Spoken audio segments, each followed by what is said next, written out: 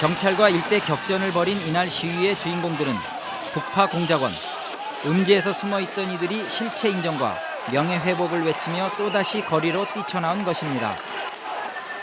가스통까지 휘두르며 진압 경찰에 대항하는 이들의 과격한 시위에 시민들은 다시 놀라지 않을 수 없었습니다. 북파 공작원들과 경찰의 대결은 시가전을 방불케 했습니다. 하지만 이들은 불가피한 저항이었다고 항변하고 있습니다. 원래는 맹수가 아니었죠. 원래는 착실하고 건실한 청년들이었죠.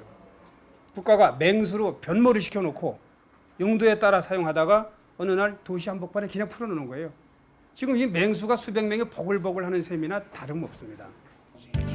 이번 시위를 주도한 설악 동주에는 이들이 인권 유린을 당하며 맹수처럼 키워졌다는 주장을 뒷받침하는 증거를 공개했습니다. 이 영상 자료는 상부 보고를 위해 이들 부대에서 자체 제작된 것이었습니다. 오도의 보안을 위하여 공급시간 동안 위출, 추가, 완전 차단 금지된 폐쇄 환경 속에서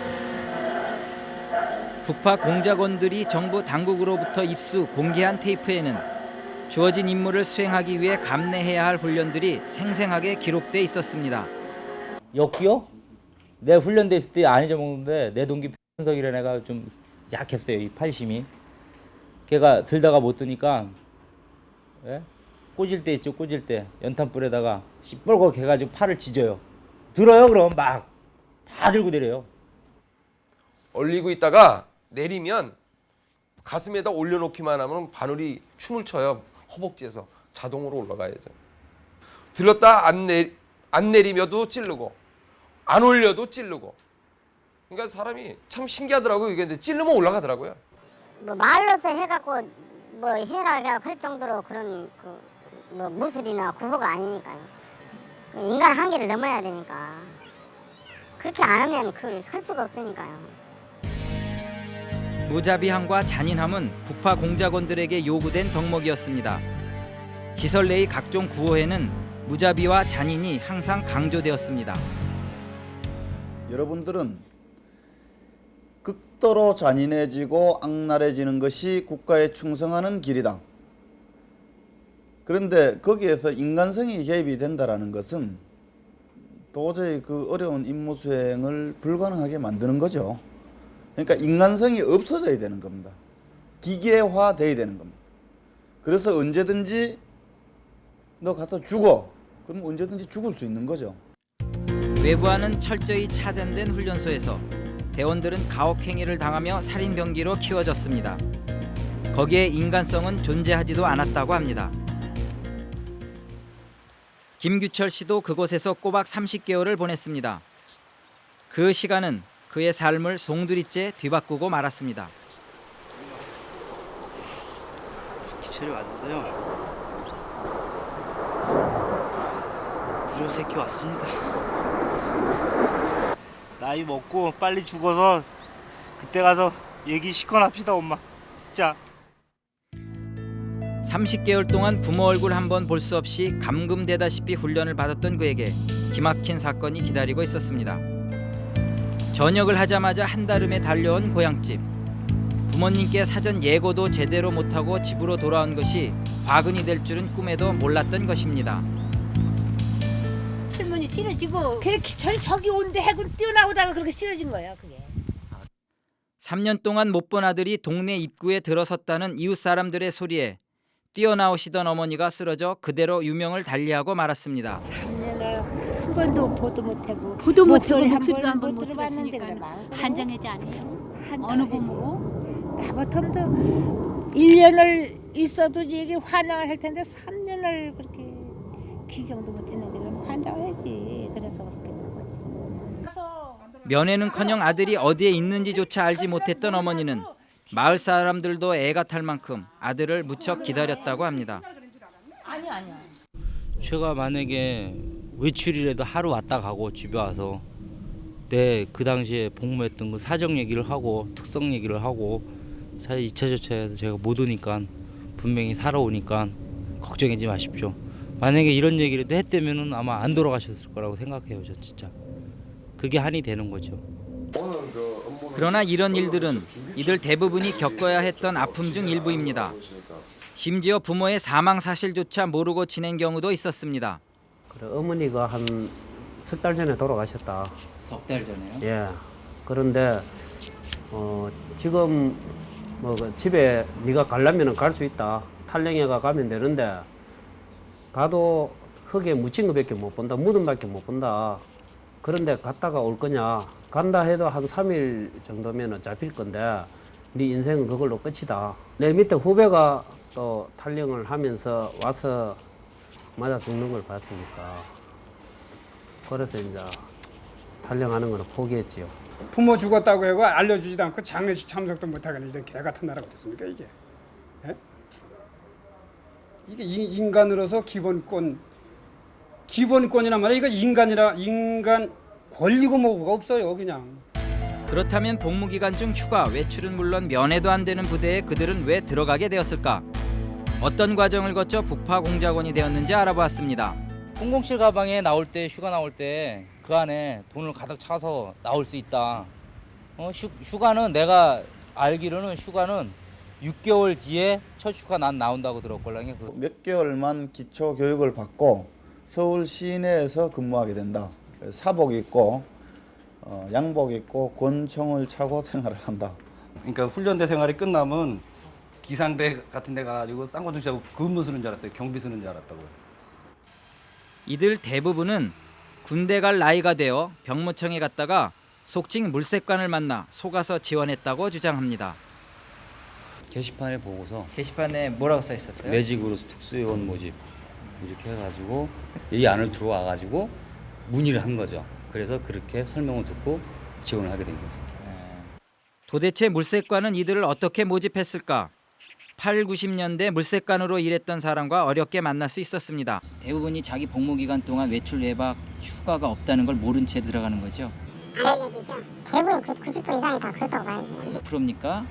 거의 뭐 전 모르겠어요. 왜냐면 지역별로 가르쳐준 적 있습니까? 없어요. 저는 한 번도 가르쳐준 적 없죠? 외출 여박 휴가가 없다는 말은 안 하고. 안 하는 이유는요? 그걸 하면 갈 사람이 없기 때문에. 특수요원, 즉 북파공작원 물색은 철저하게 1:1 면접으로 이루어졌습니다. 물색 대상에게 내거는 조건은 사람마다 달라진다고 합니다. 뭐 하냐 그래서 그때 당시 저는 이제 그 독학을 하고 있었어요. 그래서 나 지금 독학 공부를 합니다. 그러니까는 공보위원관이 야, 너같이 착실한 사람은 미국에 국비로 유학을 보내준다 그랬어요. 그 지원하려고 지원서를 쓰는데 어떤 사복 입은 사람이 오더니만 야, 네 글씨 참 잘 쓰네. 어? 행진병으로 최고 편한 대로 빼줄게. 그러니까 뭐 기가 솔깃한 거죠. 어떤 상황에 따라서 다르게 말을 해줘. 예를 들어서 뭐 집안치레 이야기할 수도 있고 그게 나오면 충분히 네 목돈을 줄 수 있다. 그래서 네 목돈 지가지고 나중에 또 사회 나와가지고 어떤 사업을 했을 때 충분히 어떤 사회 자금이 될 수 있다. 물색 대상에 대해 설명하던 그는 취재진에게 충격적인 얘기를 털어놓았습니다. 이게 원칙이 보면 가정 형편이 막 그런 어떤 먹고 살기 바쁜 정도로 그런 가정이 가장 안성맞춤이라고 좀 거절 출신으로 해서 시골에 사는 애들을 모집하는 것이 아무래도 어떤 좀 그런 계통이 있거나 군 뭐 고위층이나 사회적인 어떤 지위가 있는 사람들은 아무래도 자기 자식이 중요하게 할 때 가면 찾을 게 아닐까. 그러니까 저희들도 그 찾으면 답변할 도리가 없으니까 아예 배제를 시키는 거죠. 그러니까 주로 시골에 있는 분들, 그렇죠. 가서 항의 못할 사람들, 그렇죠. 그런 사람들 자제를. 그렇죠. 왜냐면 나중에 부모가 찾아오면 피해야 되니까. 정상적으로 돌아가는 조직이라면 그런 걸 두려워할 필요가 없는데 누군가 힘 있는 사람들이 옆에 와서 쑤시는 것을 용납하지 않겠다라는 거죠. 여하한 경우가 되든 간에 트집 찾는 사람이 없어야 되는 거죠. 그건 아주 중요한 부분입니다. 운전병을 지원하러 병무청에 들렀다가 특수요원이라는 말에 넘어가 얼떨결에 북파공작원이 된 권태호 씨. 그 역시 물색관에 걸려들 당시 집안 형편이 그리 넉넉하지 못했다고 합니다. 그 당시에 어머니가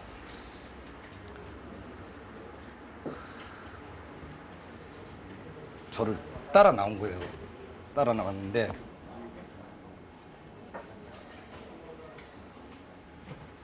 내가 버스를 탔는데 어머니가 따라오고 막 띄우시는 거 있죠. 버스를. 어머니에 대한 그 마지막 기억으로 그는 3년 동안 이를 악물고 버텼다고 합니다. 나중에 소식이 있어요. 뭐가 있어요. 그러니까 정말 울기도 많이 울었어요. 아주 걔 때문에. 그래가지고 밤에 하루도 비가 오나 그냥 날이 좋나 증안수만 드리는 거예요. 증안수만 하루만 빼놓고 증안수만 드리고.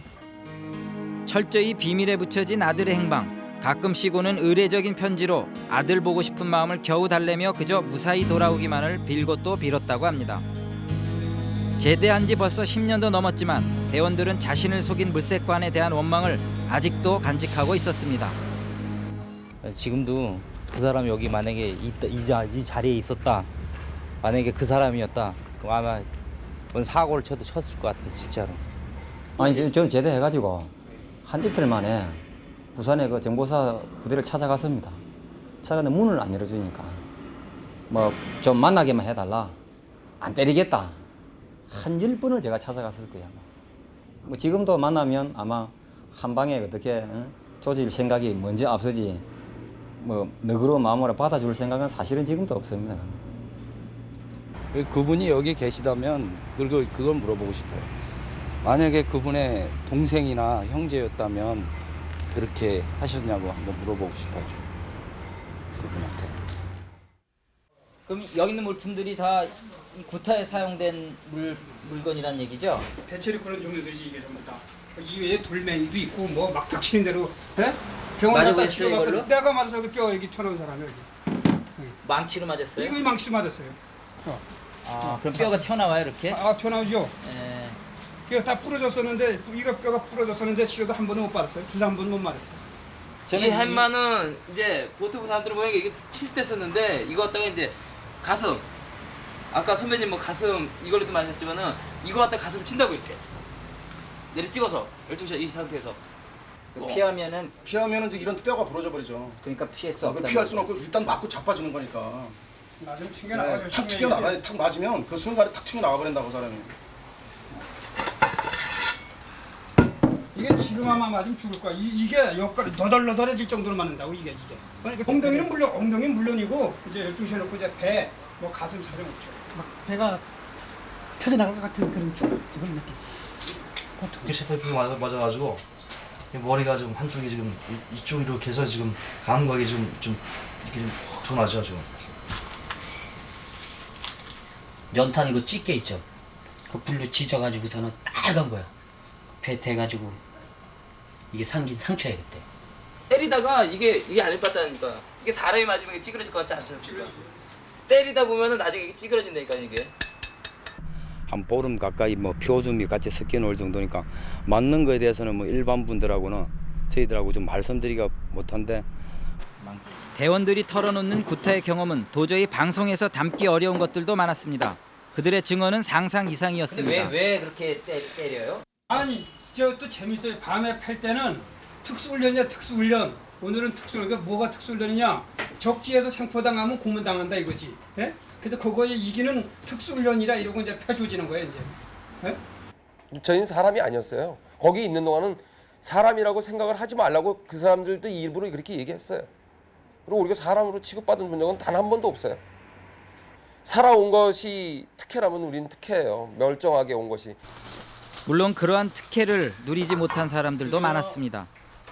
구타를 당한 뒤 행방이 묘연해진 동료를 찾아 나선 대원들은 수소문 끝에 사라진 동료의 가족을 찾을 수 있었습니다. 그러나 그는 이미 저 세상 사람이 된 지 오래였습니다. 저는 선배되고요. 얘는 같이 또 생활 동기하고 비슷합니다. 예. 갔다 와서 일찍이 뭐 전세방이라도 하나 얻어갖고 아버님 좀 편하게 살으시게 한다고 하더만은 가난을 모면하기 위해 입대를 결심한 박한식 씨. 어머니는 아들의 사인을 내심 짐작하고 있었습니다. 그래 벌써 가니까 서류를 딱 두 가지를 해놨더라고요. 벌써 우리가 이제 죽었다고 해서 이제 이 서류를 기록별로 딱 보여주대요. 처음냐 훈련받다 쓰러졌다고 했다가 또 그 다음에 또 그 화장실에 가서 쓰러졌다고 딱 두 가지를 변명을 해놨더라고요. 네, 집에 갈래 안 갈래 그걸 물어보더라고요. 왜 저는 안 간다 그랬고 걔는 간다 그랬어요. 그래가지고 그 말이 떨어지는 것 순간 너는 안 되겠네 뭐 그런 식으로 하면서 거기서 많이 맞고 나중에 또 체육관으로 내려갔습니다. 이렇게 묶어버리죠. 이렇게 묶어놓고 몽둥이 갖고 막 때리죠. 온몸을. 그러니까 그 잔 맞는 자체가 저희들 완전 생활이었다고 하면 되죠. 구타를 할 때 대원을 종종 매달아 두었던 샌드백. 북파 공작원들 사이에선 악명이 높은 자리였습니다. 그래서 계속 일단 수갑을 채우고 샌드백 묶어놨었는데 얘가 화장실 간다더라고요. 화장실을 간다고 하는 애를 풀어주니까 자기가 수갑을 풀고 했는데 아마 힘들었는가 체육관 그 백을 보고 돌진하더만 자해를 했죠. 집에 가고 싶다던 박한식 씨는 결국 구타를 못 이겨 자해를 택했고 뇌사 상태에 빠져 병원으로 후송된 지 1년 후 사망했습니다.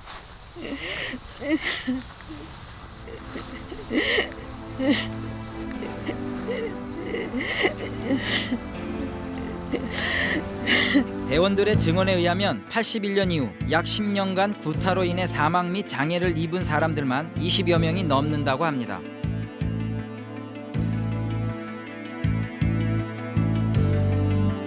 북파 공작원들은 진상규명을 위한 공동조사위원회를 구성할 것을 정부에 요구하고 있습니다. 부대 내 구타를 증언하던 대원들은 더 충격적인 사실을 털어놓았습니다. 무자비한 훈련을 받던 중 훈련 중에 동기생을 때려 죽인 사건에 대하여 세상에 고발하고자 합니다. 탈영을 시도했다가 잡혀온 동기생을 지휘관의 명령에 의해 집단 처형했다는 증언이었습니다. 배신자의 말로를 똑똑히 봐라. 그리고 배신자는 너의 손으로 처단하며 북한에서나 있을 법한 인민재판식의 직결처형을 종용하였습니다. 양심 선언은 여러 곳에서 터져나왔습니다.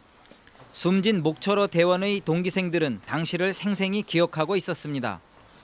옛날에 군대 가면 하얀 팬티 한 장 주는 거 그것만 입혀 놔놓고 양쪽에 그 배구 우리 그 네트 묶는 다이 거기다가 바줄로 이렇게 묶어서 이래 놔놓고 거기 한 사람 나와가지고 지명하면은 야 너 나와 하면은 나와가지고 이렇게 때리는데 그거 못 들이팹니다.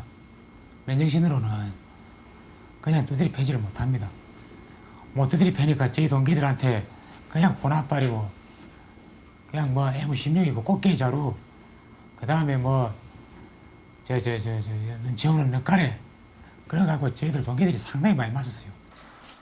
배신자를 때리지 못한다는 이유로 동기생들은 4시간여 동안 각종 가혹행위에 시달렸다고 합니다. 나중에는 원체 끼고 맞다 보니까 저 배신자라는 그런 어떤 그 강박관념 그 다음에 저놈 때문에 내가 죽겠다 하는 그런 그 악랄한 감정이 생기더라고. 사이빗자루 한 대를 후리치면은 여기에 맨도칼로 가지고 살갗을 쫙 끈 것처럼 이렇게 터져 나간다고. 살같이. 그걸 한 사람이 수십 대 때려야 30cm 정도 남거든. 이 동기가 얻어맞으면서 동기들아 한 번만 살려주라. 그런 절규를 하더라고요. 절규를. 제가 지금은 40이 넘어가지고 이런 입장에서 돌이켜 생각해 보면은 그 동기 생각이 절로 납니다. 저절로. 저희들이 어리석었죠. 저희들이 바로 살인자 아닙니까? 기자회견 사흘 전에야 아버지는 아들의 정확한 사인을 들었다고 합니다. 죽을 때까지 두드리 다 가니까네. 그건 부모로서는 뭐 참말로 들으니 참 뼈가 부서지는 것 같지. 20여 년이 지난 지금까지도 아버지는 아들의 유품을 그대로 간직하고 있었습니다. 드물게 보내온 편지에 효도하겠다고 굳은 약속을 했던 아들을 무자비한 폭력에 빼앗기고 말았던 것입니다. 이 건 같은 경우에는 이미 사망이 예견돼가 있고 그러한 이렇게 때려갖고 죽일 것이라는 것을 지휘관을 또 충분히 인식을 하고 있었기 때문에 이것은 살인으로 봐야 됩니다. 이것은 상해치사나 폭행치사를 의뢰할 부분이 아닙니다. 그래서 만일에 공소시효가 남아있다면 처벌을 해야죠. 그러나 공소시효는 이미 지나가 버린 후였습니다. 취재진은 동료 김구원 씨를 통해 당시 지휘계통에 있던 사람과 연락을 시도했습니다. 네, 안녕하십니까. 김구원입니다. 예? 김구원입니다. 구원이? 예. 구원이야. 내가 이야기 들었다. 네, 안녕하십니까. 구원이야. 그냥 뺄까 싶었어요. 너 어느 병원에 있지? 여기가 서울. 알았다. 내가 한번 갔구만. 취재진이 잠시 후 직접 전화 접촉을 시도하자 그는 모든 사실을 부인했습니다. 그러니까 거기에 제가 근무 경력이 없는데 그에 대해서 모르고 있는데 목초로든 이초로든 알 수가 없지 않습니까?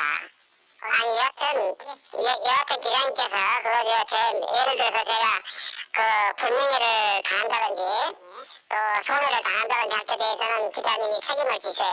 제가 끄겠습니다. 예. 북파공작원이 등장한 것은 한국전쟁의 와중이었습니다. 미군이 그 인종도 틀리고 그렇기 때문에 우리 국민을 갖다가 첩보활동에 썼던 게 8.4공 텔러라고. 1951년에는 육군본부 정보국 산하에 육군첩보부대, 즉 HID가 창설되었습니다. 이들의 임무는 적진 후방에 침투해 적을 교란하는 것이었습니다. 설립 초기였던 50년대에 북파된 요원들은 상당수가 월남한 이북 출신들이었습니다. 이들은 공작 업무를 수행할 만한 전문적인 훈련도 없이 적지로 대거 투입됐습니다. 겨우 14살짜리 소년이 공작 요원으로 파견되는가 하면 50살이 넘은 사람도 공작원 명단에 포함돼 있었습니다. 16세 군대 가는 거 봤습니까? 17에 가는 거? 그건 없습니다. 그리고 내가 지원한 것도 아니고 돈 주고 멋지게 한다 해서 갔더니 한국전쟁 이후 20년 동안 실종된 북파공작원은 5,000명에 이르고 있습니다. 그중 상당수가 50년대에 희생됐습니다. 50년대 막 이런 분들 또 60년대 초창기 이런 분들 보면은 특수한 임무 네가 어떤 걸 해갖고라는 임무 다행히 주어진 게 없다는 얘기예요. 쉽게 너 넘어가서 뭐라도 있으면 가져오라는 식의 임무였어요. 그 담배꽁초 쓰레기 한 주금 가져오기에 북한에 넘어간다는 건 너무 무의미하죠. 그거는. 그러나 68년 김신조 일당의 청와대 습격 사건 이후 더욱 강력한 첩보부대가 신설됐습니다. 일명 설악개발단이었습니다. 우리의 자제와 인내에도 한도가 있다는 것을 북한 김일성 괴뢰 집단들에게 우리는 엄숙히 또한 분명히 경고를. 김신조 일당이 한경남도 거기에 1,2,4군 부대가 집단원이 있기 때문에 그걸 갖다가 완전 선멸을 보려고 제가 일개 팀을 데리고 똑같은 지역에서 279 고지를 하고 있는데 거기서 제가 똑같은 거 지금 같은 영화 세트장을 똑같이 해놓고 내가 연습을 했어요. 남북 대결이 치열해질수록 북파공작원들의 훈련 강도도 높아만 갔습니다. 처음에는 보복 응징, 요인 납치, 그 다음에 각 지피나 미사일기지, 통신기지 폭파, 군사적인 시설이었어요. 요충지에 비행장이나. 당시 부여받은 목표물은 지금도 그 위치를 정확히 그릴 수 있을 정도입니다. 좌표 YD 386 226에 위치한 내각 종합 1호 증서로서 부지 연금평 3,440평에 여가 서평이에요. 김일성 관제고. 목표는 강원도 평강공 북간 제25사단 전차대를 습격 파괴. 목표는 국제순환 비행장, 좌표는 YD 308-417이었습니다. 목표는 국산 비행장 및 관제탑 해추로 폭파했습니다. 그러나 북파공작원의 존재는 남북 불가침을 천명한 7.4 남북 공동성명 이후 표면적으로는 사라졌습니다. 하지만 80년대에 들어와서도 이들의 훈련은 계속됐습니다. 미얀마 아웅산 국립묘지에서 테러가 발생한 지 2달 후 부산 다대포 앞바다에서는 북한 간첩 2명이 생포됐습니다. 이들은 고성능 무기들로 중무장한 남파 간첩이었습니다.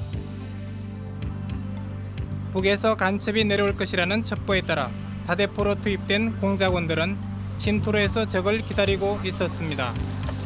달빛도 없는 12월의 검은 밤, 그들에겐 무장 간첩을 반드시 생포하라는 명령이 떨어졌습니다.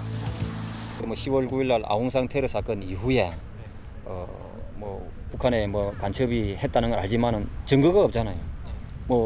북한에서 했다는 증거가 없으니까 생포를 해야 북한에서 했다는 것을 세계 망방에 알릴 것인데 사살을 했기 때문에 증거가 없으니까 무슨 말을 못하고 밝히지 못했는데 이번만큼은 그 당시 전두환 대통령이 무조건 생포를 하라. 화장실에 잠복한 대원들에게 주어진 것은 몽둥이 하나뿐이었습니다. 적을 생포하기 위해 총을 쏘면 안 된다는 이유였습니다. 경매산 3일 밤 다대포 해안으로 침투하려던 북괴 무장간첩 2명을 우리 육군 초병이 발견. 그러나 초병으로 알려진 그들은 사실은 북파공작원들이었습니다. 예, 좌측 매복지에 있던 병장 이기건입니다. 저는 그날 22시 30분경에 100m 지점에서 이상한 문체를 발견하여서 야간 투시경으로 자세히 확인해 보니 바로 뒤에 있는 적은 그때 수리탄을 까들고 있을 때 바로 그 순간에 우리 또 아군이 적을 덮쳤습니다. 잡기는 우리가 잡았는데 생포도 우리가 했고 포상이 다 제가 깼어요. 그때 웨스컴온데 해안 초병이 근무 수다가 격투 끝에 개머리판인가 뭘 해갖고 생포했다고 했는데 그거 다 거짓말이에요. 참 웃긴다 그랬죠, 웃긴다고. 그 순간만큼 자기 목숨하고 바꿀 그 상관에 그거는 세상 어린애들도 방위병이 간첩 잡았다. 정보사인지 안기부인지 모르지만 그렇게 발표하는 그 자체가 참 뭐가 잘못돼도 한참 잘못된 거죠. 지난 수십 년간 북파공작원들은 어려운 임무가 끝나자 말자 그 즉시 부대 밖으로 방출됐습니다. 목숨을 걸고 임무를 수행했지만 그들에겐 아무런 보상도 없었습니다. 대원들이 너무나 가난하다 보니까 조그마한 돈의 요구에 끌려서 침입도 하고 양순직 국회의원도 폭행도 하고 대선 때도 또 우리가 개입이 돼서 특정 후보를 당선시키기 위해서 또 그런 활동도 했고 근데 그런 것은 잘못된 거죠. 잘못된 건지만 또 거기서 또 그런 식으로 달콤하게 또 제의가 왔었고 이미 한번 그들을 속인 국가정보기관은 이들을 또다시 국내 공작에 이용했습니다. 당시 김영삼 야당 총재도 이들의 공격 대상이었습니다. 중앙대학교 쌀에서 올라온 내려다보입니다. 거기 가서 우리가 야간 정찰도 많이 하고요. 김영삼 전 대통령 집에 들어갔을 때는 가져나온 게 서류밖에 없어요. 서류 내용이 뭐냐면은 재계 쉽게 자기한테 정치 자금을 대줄 수 있는 재계가 이제 어떤 명함 받아놓은 거, 재계 명단 그런 거 이제 처리해놓은 거 그거만 들고 나왔지. 다른 거는 전혀 지도자도 모르게 그냥 들고 나왔던 거예요. 그거 배운 게 그거니까. 87년 대통령 선거 기간에도 이들은 갖가지 국내 공작에 동원됐습니다. 김영삼 대통령 삐라 그다음에 사생활이 복잡하다 그런 걸 제작해서 노원구 쪽에서 쭉 돌고 왔어요. 하여튼 서울 시내 전역을 다 돌면서 뿌렸는데 우리만 또 뿌리지는 안 했을 거야 아마.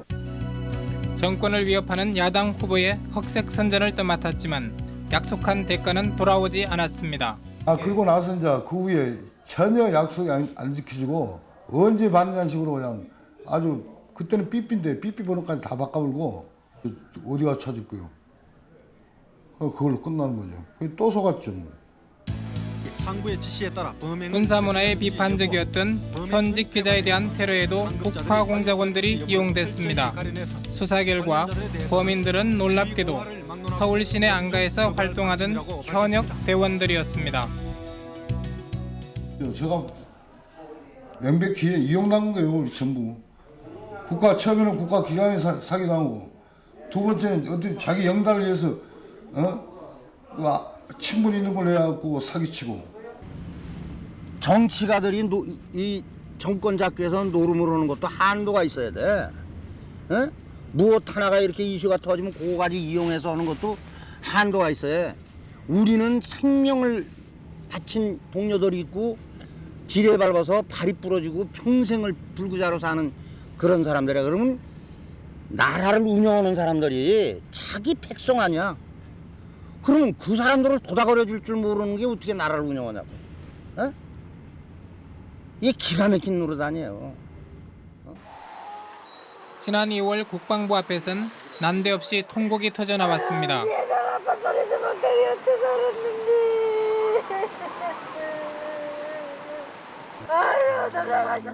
그녀의 남편은 30년 전 공군 특수요원으로 북파됐다고 했습니다.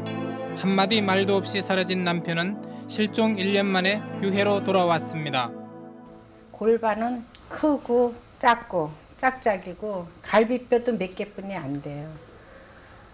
그래서 저는 인수 못한다. 저게 뭐냐. 골반이 짝짝이면 병신이라는 거 아니냐. 너는 공군에는 병신도 응? 공군에 채용을 하느냐. 난 인수 못한다. 국가유공자로 대우하겠다는 약속을 받고 시신을 인수했지만 남편 조명환 씨는 군무를 이탈한 범죄자로 기록됐습니다. 한 달에 한 번 놀면 그날은 저 우는 날이에요. 집안 밀린 거 다 하려면 너무 힘들어서 울면서 했어요. 빨래나 여러 하시겠다. 예. 그때는 세탁기도 없었고 다 손빨래를 해야 되는데 너무 그게 힘들어가지고 울었어요. 돌아오지 않는 남편을 기다리며 홀몸으로 자식들을 키워온 오은숙 씨는 막노동판에서 힘겨운 삶을 살아야 했습니다. 나라에 대해서 서운하신 점도 많으시겠네요. 네, 나는 태극기를 안 꼽은 사람이에요. 뭔 날이면. 친척에게 신원 보정을 부탁하면서 남긴 말 한마디가 남편의 행방을 추정할 수 있는 유일한 단서였습니다. 뭐더러 거기 가면 죽는다는데 갈란가 그러니까 거기 가서 죽으면 애들이라도 훌륭하게 가르쳐 놓지 않소. 그것만 해주세요. 갔다 분명히 올 겁니다. 그렇게 하고 갔다 그래요. 힘겨운 막노동보다 이들을 더욱 힘들게 한 것은 북파 공작원을 바라보는 주변의 차디찬 시선이었습니다. 형제간들이 북파 간첩이라고 들어오지도 못하게 하고 자기들 잡아갈까 싶어서 그런지 오지도 못하게 해서 남 아무도 없는 데 와서 사니라고 살았잖아요. 지금 나주에 다 살고 있어요. 형제간들. 최근 북파 공작원 문제가 불거지면서 유족회 사무실에는 실종된 가족을 확인하려는 사람들로 분주했습니다. 그러나 특수요원으로 근무했다는 사실을 확인하기란 쉽지 않았습니다.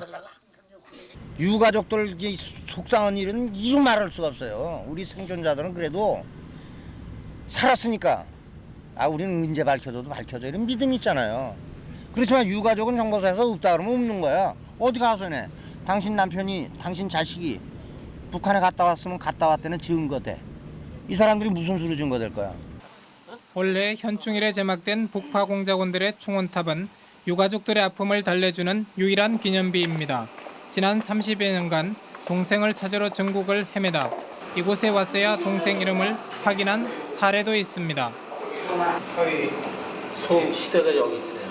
한사코 감추기만 했던 명단이 세상의 모습을 드러냈습니다. 그 전에는 전혀 없다고 그러더니 이번에 이것을 내가 와서 보니까 이 시대가 있어서 얘기를 했더니 확인을 해보겠다고 전사 통지서를 이번에 그래서 받았어요.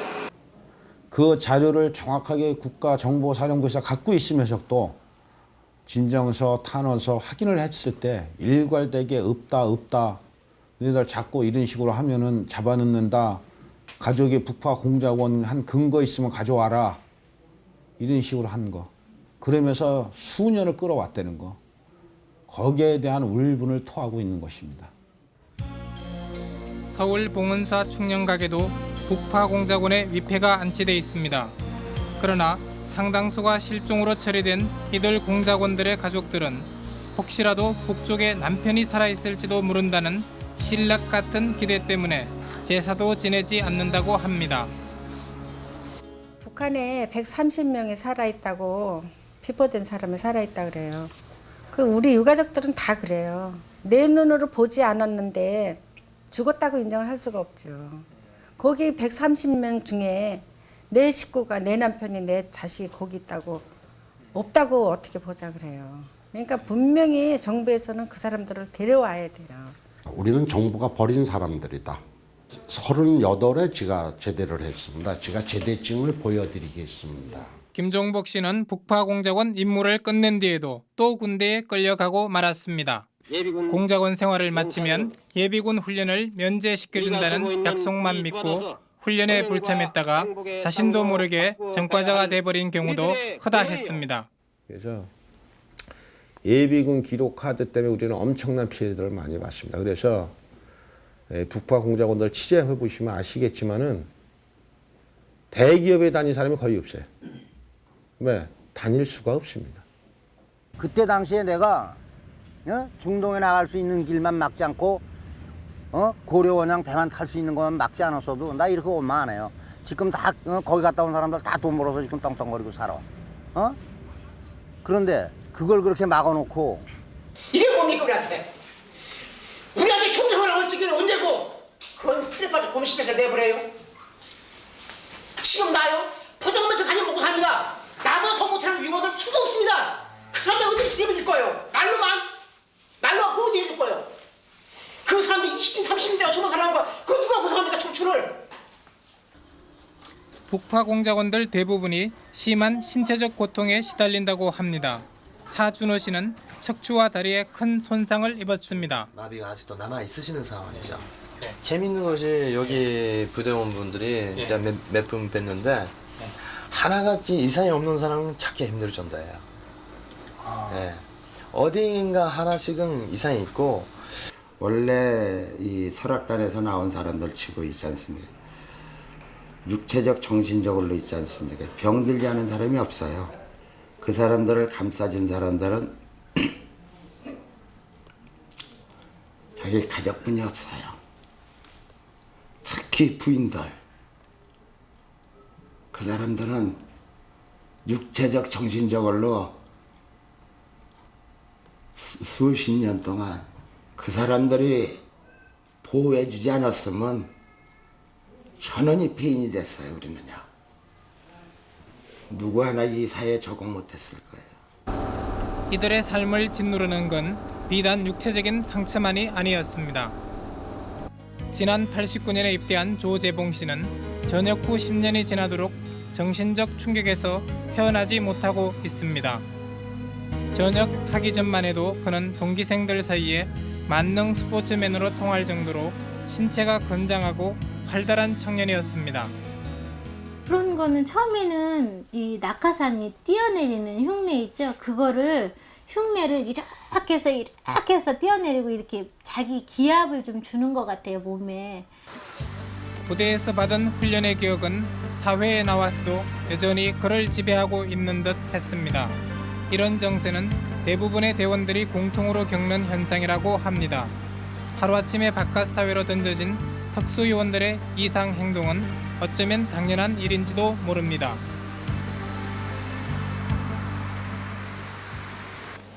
본인이 그런 어떤 군 생활에 있어서 있었던 일들을 그때 근데 국가적인 상황에서는 이제 표현을 하지 못하고 인정을 받지 못하는 그런 상황이었기 때문에 나름대로 어떤 심리적인 갈등 그리고 사회 적응에 상당히 어려움으로 생기는 여러 가지 어떤 2차적인 그런 문제가 있었지 않나 하는 생각이 듭니다. 그러나 전역 후에야 드러난 조재봉 씨의 정세는 정명이 어려워 보상도 쉽지 않습니다. 보살 받을 하지 보상 받을 내가 뭐 앞등시 됐는데 10세 정도의 정신 연령으로 퇴화한 채 간신히 단순 노동일만 하는 조재봉 씨. 혼자선 일을 못하는 상태라 형은 늘 그의 곁을 지키고 있습니다. 공작원과 사회 그 차이점이 기준점이 1초예요. 우리는. 바로 1초 전에 북파 공작원이었는데 1초 후에는 사회 민간인이 돼 있습니다. 과연 적응이 되겠느냐. 나올 때 담배값도 모르고 아무것도 모르는데 솔직한 얘기로. 그래서 거기 들어갈 때는 전과자 우리 하나도 없어요. 진짜로. 신원 깨끗하고 무지하게 깨끗해요. 진짜 순한 양들 데리고 들어갔다가 나올 때는 진짜 한마디로 인간 병기가 돼서 나온 거죠. 한마디로 얘기해서. 사회와 전혀 접촉되지 않고 오로지 지시되는 행동 그런 것만 그 교육을 받다가 아무런 대책 없이 사회로 내팽개쳐진다면은 그 사람들은 자신들이 그 교육기관에서 배웠던 그 행동을 당연시하면서 사회에서 지낼 수밖에 없고 그러한 행동은 사회에서 유리될 수밖에 없는 겁니다. 그렇기 때문에 범법자가 되고 처벌을 받는 거죠.